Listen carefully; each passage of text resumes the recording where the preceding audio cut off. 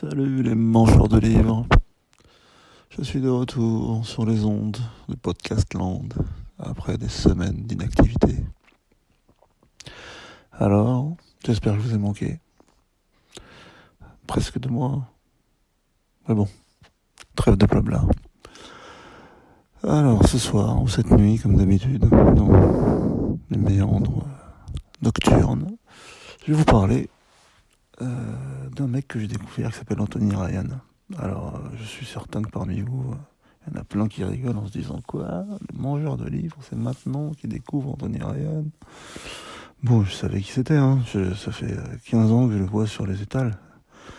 Et comme je dis souvent, c'est un auteur de fantasy donc qui est sorti dans les années 2010, quoi. Et c'était l'époque où c'était Brajlon qui sortait des pelletés de cycles de fantasy avec des covers plus racoleuses les unes que les autres, et je sais pas, j'avais pas confiance à l'époque. Je regardais ces trucs-là d'un œil un peu distant et désabusé. Et finalement, je les ai tous lus avec beaucoup de retard, hein, quasiment, que ce soit Peter Brett ou que ce soit Mark Lawrence ou l'autre là, Beaulieu de Characaille ou Brent Wicks, enfin tous ceux de cette époque là qui avaient des covers un peu je sais pas, racoleuses, ouais. Enfin bref, je vous avais déjà parlé de Peter Brett, je vous ai parlé de Mark Lawrence. Aujourd'hui, je vous parle de Anthony Ryan. Et franchement, des fois c'est bien d'attendre aussi. Alors pourquoi je m'y suis mis 14 ans après sa parution?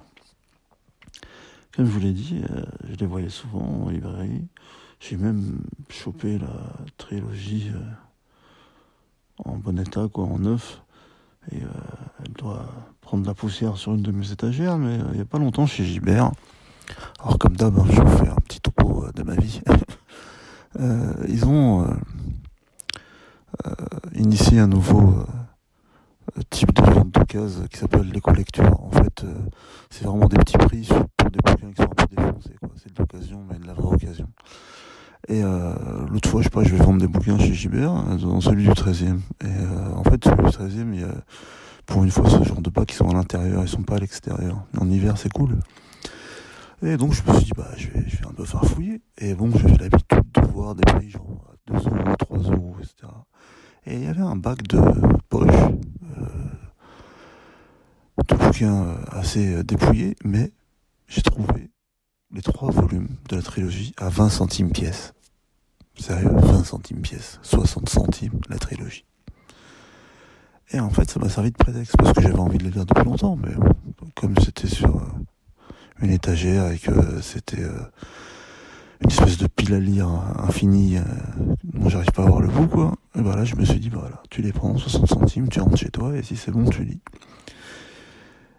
Et le truc, c'est que j'ai commencé à lire, et j'ai été transporté tout de suite, quoi. Il m'a eu. Alors souvent, j'avais lu le 4e de couverture qui dit que le grand héros Vaelin Alsorna se rend vers son exécution et sur le bateau qui l'emmène vers ce lieu funeste, il raconte son histoire. Et je trouvais ça assez cool justement par rapport à toutes ces trilogies de fantasy qui sortaient. Quand souvent je regardais derrière et que je disais cette 4e de couverture, c'était un peu la seule qui me convainquait réellement. Et donc j'ai commencé, dès que je suis rentré chez moi, j'ai lu. Et en fait, j'ai enchaîné les 3 volumes d'un coup. Presque 3000 pages d'un coup. Je vous avoue qu'à la fin, je tirais un peu la langue. Mais c'était fantastique. C'est vraiment original comme type de fantasy. Et je pense que ça tient un peu au background de l'auteur. Alors, vite fait, un petit récap sur qui est Anthony Ryan. C'est un mec qui est né en 70 et comme souvent, c'est un Anglais. Et comme souvent, c'est un mec qui a fait des études d'histoire, c'est un docteur en histoire, qui a fait un peu de recherche et qui après a travaillé dans la fonction publique en Angleterre. Et devinez quoi, Bloodsong, parce que je sais même pas si je vous ai dit le titre de la trilogie, c'est Bloodsong. Bloodsong, c'était son premier roman. en tout cas le premier roman à avoir jamais paru. Et pour un coup d'essai, c'est un coup de maître. On peut rien dire. Pour un coup d'essai, c'est un coup de maître. Alors ça parle de quoi Bloodson. En fait, et encore une fois, je pense que ça tient au fait que c'est un historien et que donc il a appris de par ses études comment un empire se construisait, comment des intrigues de palais pouvaient avoir lieu, comment le pouvoir politique temporel, le pouvoir religieux pouvait soit être concurrent, soit être allié pour diriger une population. Et en fait, ça fait vraiment partie du monde qu'il a créé, le monde dans lequel évolue son héros, là, qui s'appelle Vaelin Al-Sorna. C'est un monde où il y a 4 continents, mais dans cette trilogie, on n'en voit que 3. Ce qu'il appelle l'Empire de l'Extrême Occident, apparemment, ce sera dans le 2e cycle. Mais dans ce premier cycle, il y a le royaume originaire des héros dont on va suivre les aventures, qui s'appelle le Royaume Unifié, qui est une espèce de mini-continent, une grande île qui se trouve au nord, dans l'hémisphère nord, quoi. Au sud de ce dernier, il y a l'Empire Alpiran. Entre les deux, il y a un truc qu'on appelle l'archipel meldénéen. Ils sont un peu indépendants des pirates. Et à l'est, il y a l'Empire Volarien, qui est un grand empire. Et ça se rejoint sur la banquise, parce que même la banquise est habitée, et ça sera important à un moment donné. Et donc, Vaelin Al-Sorna est le seigneur de guerre, fils du précédent seigneur de guerre, du roi Janus, qui a unifié ce continent nordique. Et c'est pour ça qu'il s'appelle le royaume unifié. Le truc qui est intéressant dans ce monde, c'est que dans ce royaume, il y a ce qu'on appelle des ordres. Il y a 6 ordres. Et le père de notre héros, lorsqu'il a 6-7 ans, après la mort de sa mère, parce qu'il y a eu une grande épidémie qui s'appelle la main rouge, décide de l'emmener sans le prévenir. En fait, lui, il pense qu'ils vont faire une balade à cheval, et puis finalement, il l'abandonne devant une espèce de forteresse, une espèce d'abbé, et il se casse. Et en fait, c'est la forteresse du 6e ordre. Le 6e ordre, c'est l'ordre guerrier. Parce qu'il y a 6 ordres, chacun dédié à un aspect de la foi. Parce que dans ce continent, la foi et le pouvoir royal sont interconnectés. Et le 6e ordre, c'est l'aspect guerrier. Par exemple, le 5e ordre, c'est les médecins. Le 3e ordre, c'est une espèce d'inquisition qui veille à ce que justement la foi soit pratiquée comme il se doit. Et on apprendra plus tard qu'il y a un 7e ordre caché, qui est plutôt ésotérique. Et moi, ce qui m'a en fait attiré tout de suite, c'est que une fois passé le premier, peut-être 2e chapitre, où on voit croupir en prison ce seigneur de guerre qui a plusieurs surnoms, selon les Alpirans, justement, on l'appelle le tueur d'espoir, selon les tribus du Nord, on l'appelle l'aile du corbeau, ou on l'appelle justement le seigneur de guerre, enfin bref. C'est une légende vivante. Et en fait, une fois qu'il a accepté de se confier à l'espèce de lettré Alpiran qui l'emmène au lieu de son exécution, à bord d'un bateau, il y a une traversée pour qu'il aille se faire trucider, quoi, en gros. Et il accepte de bon cœur de raconter son histoire. Et en fait, ça commence très tôt. Lors de ce jour fatidique où il est abandonné au 6e ordre. Et moi, je pensais que ça allait durer limite quelques chapitres, quoi, et qu'on allait vite arriver dans le vif du sujet. Mais le vif du sujet, en réalité, c'est ça. C'est toute l'éducation que va recevoir cet enfant dans cette forteresse au sein du 6e ordre. Et en fait, le truc, c'est que c'est par classe d'âge. Justement, ça commence à 6, 7, 8 ans, là. Et donc, il y a des groupes d'enfants par classe d'âge qui doivent apprendre plein de disciplines guerrières différentes et qui, à chaque fois, ont une épreuve pour valider cet apprentissage. Le problème, c'est que ces épreuves sont possiblement mortelles et que dans un groupe, on va dire, d'une dizaine ou d'une douzaine d'enfants, à chaque épreuve, il y en a qui meurent. Donc à la fin, lorsqu'ils sont entre guillemets diplômés, souvent il n'y a qu'un tiers du groupe qui a survécu, ce qui fait que ils sont encore plus soudés et ils ont le titre de frère. Et moi, ce qui m'a tout de suite emmené, en fait, ce qui m'a passionné, c'est cet apprentissage au sein de cet ordre pendant quasiment tout le premier volume.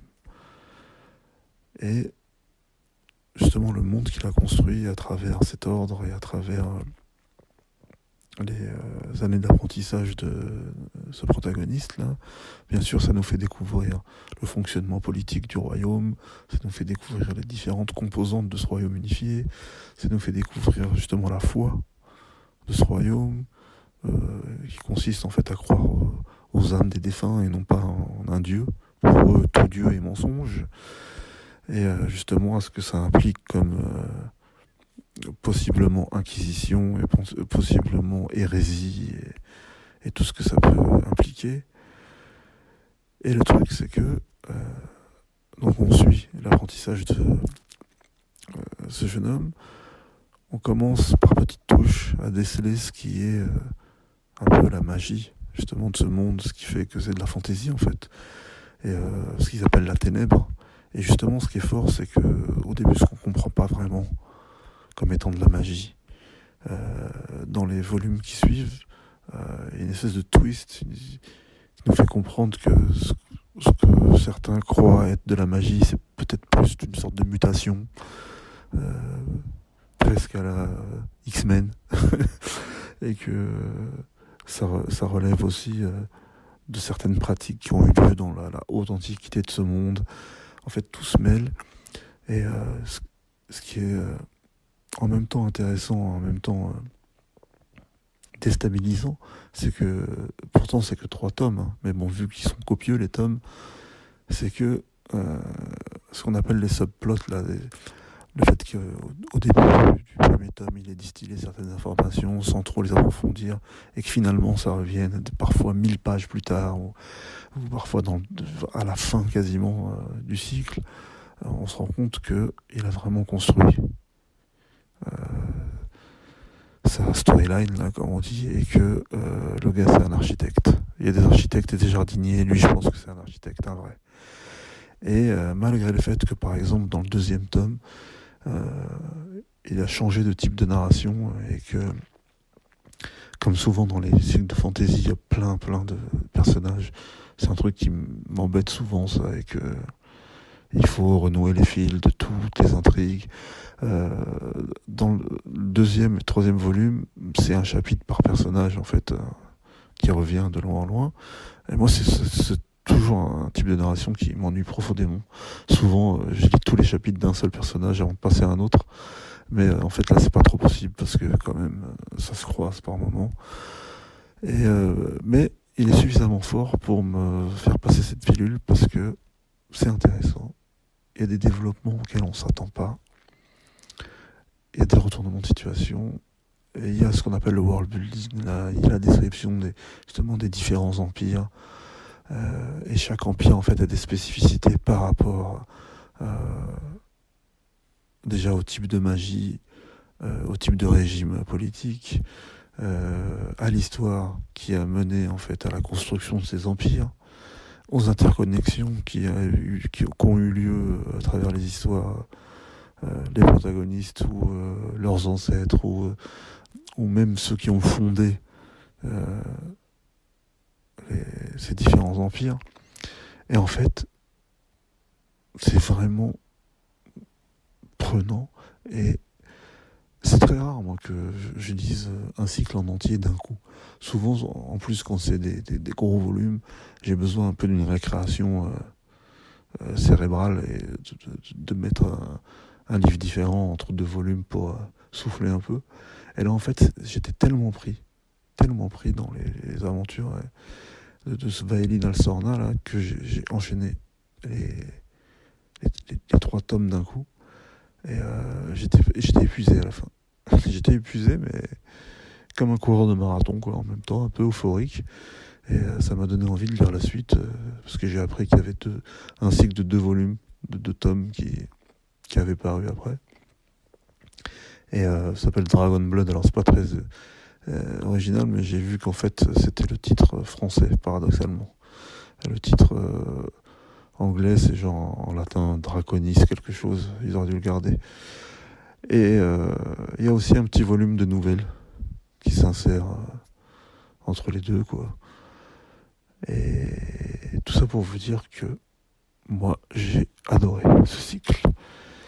Et ce sera peut-être un petit podcast pas très long, mais pour vous avouer, la vérité c'est qu'en fait j'ai fait un podcast sur ce cycle-là en début de nuit, et j'ai eu un problème avec mon micro. Et donc j'ai supprimé l'épisode, et en désespoir de cause, j'enregistre sur mon iPhone pour la première fois, en espérant que ça passe. Donc soyez indulgents et dites-moi dans les commentaires si le son